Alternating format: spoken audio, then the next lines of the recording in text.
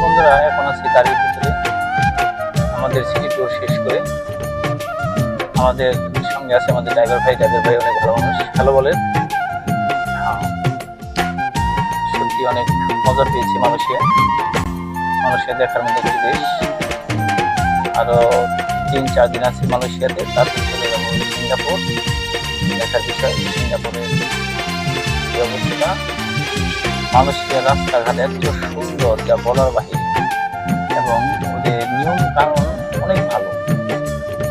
নাই কোনো traffic police, নাই কেউ, সব সিগন্যালের উপর ডিপেন্ড করে সমস্ত ড্রাইভার, মানুষ, পথচারী পথ পারাপার হয় এবং গাড়ি চলে।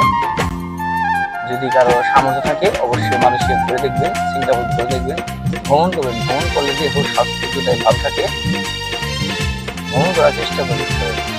আসসালামু আলাইকুম। আজকে 9-10 তারিখ।